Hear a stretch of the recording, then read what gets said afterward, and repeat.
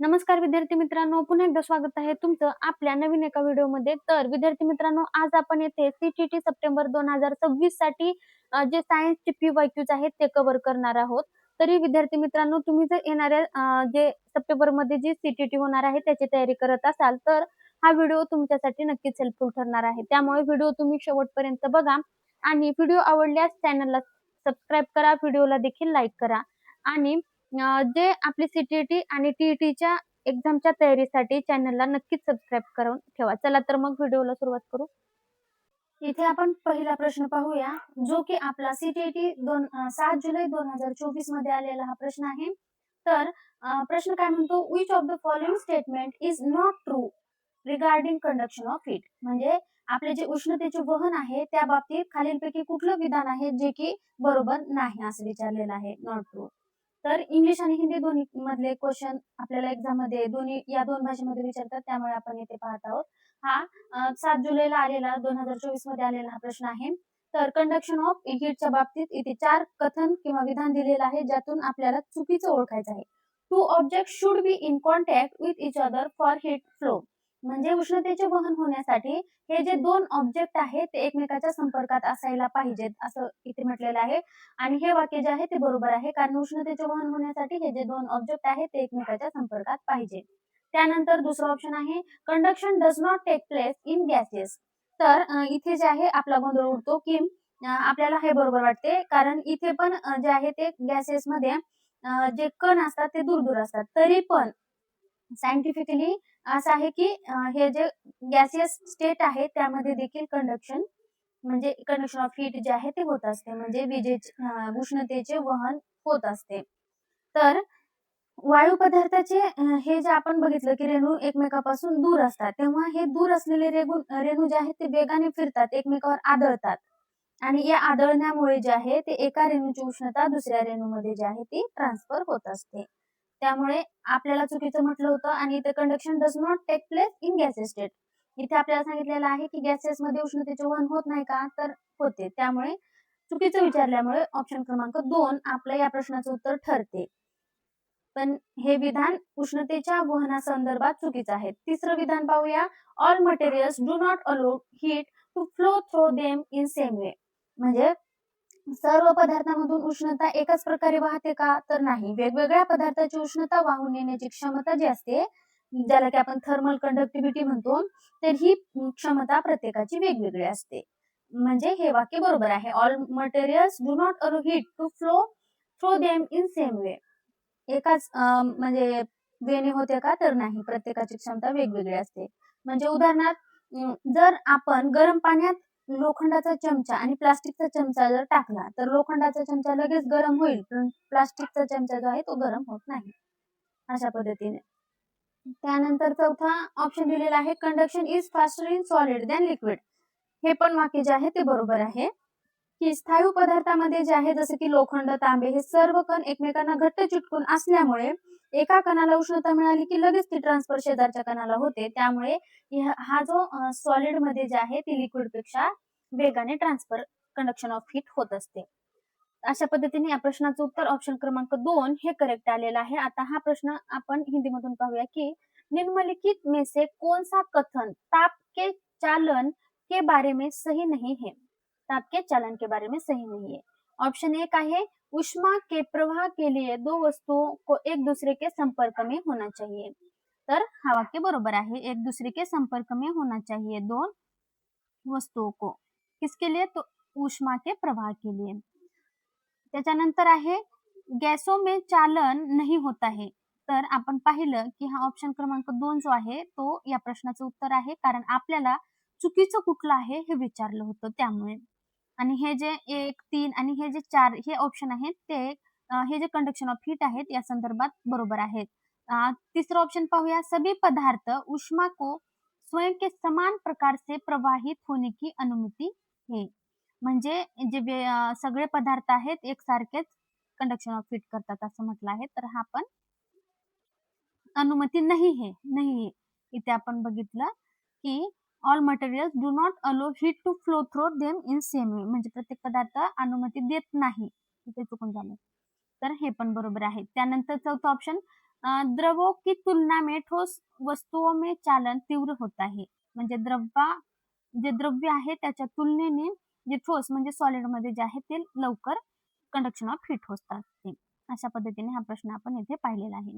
2023 ला आलेला आहे, इथे मेन्शन केलेलं नाही, पण हा देखील PYQs आहे, बहुतेक 2023 ला आलेला आहे. तर which of the following is not caused due to excessive use of fertiliser and pesticide. म्हणजे पेस्टिसाइड आणि फर्टिलायझरच्या जास्त एक्सेसिव्ह यूज मुळे कुठलं जे आहे परिणाम जाणवत नाही असं विचारलेलं आहे. इथे आपल्याला ऑप्शन दिलेला आहे नायट्रिफिकेशन, बायोमॅग्निफिकेशन, युट्रोफिकेशन आणि सॉइल इरोजन. तर यापैकी नायट्रिफिकेशन, जेव्हा शेतकरी शेतात जास्त प्रमाणात रासायनिक खते, विशेषतः जे आहेत ते युरिया सारखी नायट्रोजन युक्त खते टाकतात, तेव्हा मातीतील सूक्ष्मजीव म्हणजेच बॅक्टेरिया वगैरे जे आहेत ते बॅक्टेरिया या नायट्रोजनचे रूपांतर नायट्रेट्स मध्ये करत असते. आणि या खतांच्या अतिवापरामुळे जमिनीत नायट्रेट्सचे प्रमाणाबाहेर जर वाढले, त्यामुळे जमीन कशी बनते, ऍसिडिक बनते. जमीन जी आहे ती ऍसिडिक बनते, ज्यामुळे जमिनीची सुपीकता जी आहे ती नष्ट होते. म्हणजे इथे आपण जास्त प्रमाणात फर्टिलायझर आणि पेस्टिसाइड जर यूज केलं तर आपल्याला कुठला परिणाम दिसत नाही असं विचारलेलं आहे. हा नायट्रिफिकेशन हा जो परिणाम आहे तो दिसतो. त्यानंतर आहे बायोमॅग्निफिकेशन. तर बायोमॅग्निफिकेशन 3 नंबरचा ऑप्शन आहे, इथे उलटसुलट झालेला आहे. युट्रोफिकेशन 2 नंबर आणि 3 नंबर असं थोडंसं झालेलं आहे. तर हा 2 नंबरचा पर्याय आहे युट्रोफिकेशन. तर म्हणजे सुपोषण. शेतात टाकलेली अतिरिक्त रासायनिक खते पावसाच्या पाण्यासोबत वाहून जवळच्या तलावात किंवा नदीत जातात. या खतातील पोषक घटकामुळे जसे की फॉस्फरस, नायट्रोजन असतात या फर्टिलायझर आणि पेस्टिसाइड मध्ये आपल्याला माहित आहे. यामुळे मग आता हे जे वाहून तलावात नदीत गेल्यानंतर काय होते, तर पाण्यातील शेवाळाची प्रचंड आणि अनियंत्रित वाढ होते. आपण जे आहे ते अनेकदा जे आहे ते पाण्यावर हिरवा जे आहे ते थर पाहिला असेल, तर तो हाच आणि याच्यामुळे होत असतो. तर हा जो युट्रिफिकेशन जो आहे तो हा हिरवा थर संपूर्ण तलाव व्यापून टाकतो, ज्यामुळे सूर्याचा प्रकाश आणि हवेतील ऑक्सिजन पाण्यात जाऊ शकत नाही. याचा परिणाम काय होतो, तर पाण्यातील मासे आणि इतर जे म्हणजे जलचर प्राणी आहेत ते विना ऑक्सिजन मरून जातात. तर अशा पद्धतीने जास्त प्रमाणात फर्टिलायझर यूज केलं तर हा पण परिणाम आपल्याला पाहायला भेटतो. त्यानंतर हा तिसरा बायोमॅग्निफिकेशन. तर पिकांवर मारलेली विषारी कीटकनाशके कधीच नष्ट होत नाहीत. ती पिकापासून अन्न साखळीत म्हणजे फूड चेन मध्ये प्रवेश करतात. आणि म्हणजे उदाहरणार्थ आपण पाहायला गेलं तर कीटकनाशके मारलेले गवत गायीने जर खाल्ले तर ते विष गायीच्या शरीरात जाते. त्यानंतर काय होते, त्या गायीचे दूध आपण पितो तर ते विष इनडायरेक्टली आपल्या पोटात जाते. तर अशा पद्धतीने ही बायोमॅग्निफिकेशन देखील आपल्याला या एक्सेसिव्ह यूज ऑफ फर्टिलायझर आणि पेस्टिसाइडमुळे पाहायला भेटते. आपल्याला काय पाहायला भेटत नाही. त्यानंतर आहे सॉइल इरोजन. तर हेच आपल्या प्रश्नाचं उत्तर आहे. जोराचा वारा किंवा मुसळधार पावसामुळे जमिनीच्या वरचा सुपीकता थर वाहून जाणे याला मातीची धूप किंवा सॉइल इरोजन म्हणतात. आणि ही एक फिजिकल प्रक्रिया आहे. मातीची धूप मुख्यत्वे डिफॉरेस्टेशन म्हणजे जे आपलं जंगलतोड वगैरे आहे त्याच्यामुळे होत असते. कारण झाडांची मुळे मातीत घट्ट धरून ठेवतात. जेव्हा झाडे नसतात तेव्हा माती वाहून जाते आणि याचा रासायनिक खत आणि कीटकनाशकाशी काही संबंध नाही. तर अशा पद्धतीने या प्रश्नाचं उत्तर ऑप्शन क्रमांक 4 आलेलं आहे. आता इथे आपण प्रश्न पाहू की उर्वरकों एवं कीटकनाशकों का अति प्रयोग करने के कारण निम्नलिखित में से कौन सा सही नहीं है. ऑप्शन आहेत नायट्रीकरण, सुपोषण, जैव आवर्धन का मग मृदा अपरदन. तर आपण बघितलं हे जे मृदा अपरदन आहे म्हणजे मातीची धूप म्हणतो आपण त्याला. तर हे आपलं करेक्ट आन्सर ठरते. Next question. इथे प्रश्न आपल्याला आपण पाहतोय की which of the following cell organelle contain their own DNA. हा थोडा सोपा प्रश्न आहे. तर सीटीटी ऑगस्ट 2023 मध्ये आलेला हा प्रश्न आहे की आपल्याला विचारलेला आहे की खालीलपैकी कुठली सेल ऑर्गेनेल आहे ज्याला स्वतःचा डीएनए असतो. पहिलं ऑप्शन आहे प्लास्टिड, ए, बी ऑप्शन आहे मायटोकॉन्ड्रिया, सी आहे न्यूक्लियस आणि डी आहे फॅक्यूल. आता यापैकी मल्टिपल ऑप्शन करेक्ट असल्यामुळे आपल्याला इथे पुन्हा 1, 2, 3, 4 असे ऑप्शन दिलेले आहे. तर याचं जे करेक्ट आन्सर आहे ते आहे प्लास्टिड, मायटोकॉन्ड्रिया, न्यूक्लियस. या तिन्हीमध्ये जे आहे ते स्वतःचा काय असतो, DNA असतो. त्यामुळे ऑप्शन क्रमांक 3 ए, बी अँड सी हे जे आहे ते करेक्ट ठरते. तर कोणत्याही पेशीमध्ये जे DNA असतं ते त्याच्या न्यूक्लियसमध्ये असते, कुठल्याही पेशीमध्ये, हे आपल्या सर्वांना माहीतच आहे. पण 2 अंगके असे आहेत ज्यांना जे आहेत ते सेमी ऑटोनॉमस ऑर्गॅनिल म्हणतो. म्हणजेच त्यांच्याकडे स्वतःचं वेगळं DNA आणि रायबोझोम्स असतात, ज्यामुळे ती स्वतःचे प्रोटीन देखील तयार करू शकतात. ते कुठले आहेत तर प्लास्टिड आणि मायटोकॉन्ड्रिया. म्हणजे एखादी पेशी आहे तर तिच्या न्यूक्लियसमध्येच DNA असते, आपल्याला माहितच आहे. पण अशा 2 सेल ऑर्गॅनिल आहेत ज्याच्यामध्ये म्हणजे हे न्यूक्लियस तर येतोच कसंही, आणि हे जे प्लास्टिड आणि मायटोकॉन्ड्रिया आहे याच्यामध्ये पण DNA असतो. त्यामुळे या प्रश्नाचं उत्तर ऑप्शन क्रमांक 3 आलेलं आहे. नेक्स्ट क्वेश्चन पाहूया. तर इथे आपल्याला विचारलेलं आहे की which of the following is a set of animals in which all show external fertilisation. तर इथे कुठली अशी म्हणजे गट आहे जो एक्सटर्नल फर्टिलायझेशन जो आहे तो दर्शवित असतो.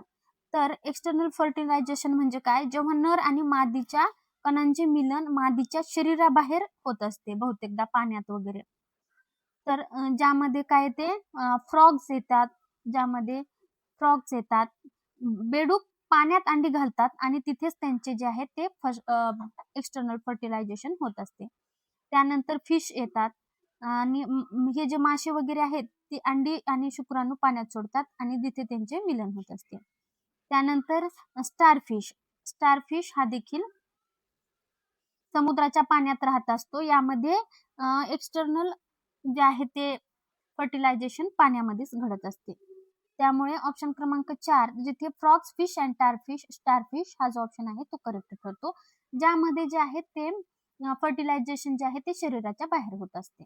आणि इंटरनल फर्टिलायझेशन आपल्याला माहित आहे, इंटरनल फर्टिलायझेशन म्हणजे जेव्हा नर आणि मादीच्या कणांचे जे मिलन असते ते शरीराच्या आत होत असते, त्याला म्हणतात इंटरनल फर्टिलायझेशन. तर इथे निम्नलिखित में से उन जंतुओं का समुच्चय कौन सा है जो सभी बाह्य निषेचन को दर्शाते हैं. तर इथे ऑप्शन दिलेले आहेत मुर्गी, छिपकली, तितली. दुसरा ऑप्शन आहे छिपकली, तितली, मेंढक. तिसरा ऑप्शन आहे तितली, मेंढक, मछली. चौथा ऑप्शन आहे मेंढक, मछली, स्टारफिश. तर ऑप्शन 4 हे जे आहे ते करेक्ट ठरते. तर स्क्रीनवर आपल्याला इथे प्रश्न दिसतोय जो की 21 जानेवारी 2024 मध्ये आलेला प्रश्न आहे. इथे जे आपण पाहतोय ते सर्व सीटीटी पेपर 2 मधील PYQs आहेत, जे की वारंवार विचारलेले आहेत. याचा तुम्हाला तुमच्या नक्की जे सीटीटीच्या प्रिपरेशन मध्ये फायदा होणार आहे सीटीटीच्या. त्यामुळे तुम्हाला जर व्हिडिओ आवडला, व्हिडिओला लाईक करा, व्हिडिओ शेवटपर्यंत बघा आणि तुमचे जे काही कमेंट्स असतील ते कमेंट सेक्शन मध्ये सांगा आणि चॅनलला नक्की सबस्क्राईब करा.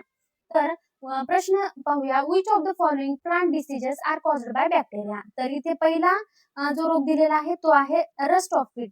तर हा जो रस्ट ऑफ फीट तो कशामुळे होतो, तो फंगीमुळे होत असतो.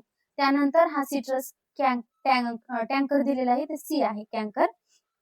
तर हा जो रोग आहे तो बॅक्टेरियामुळे होतो. त्यानंतर आहे येलो व्हेन मोझॅक ऑफ भेंडी.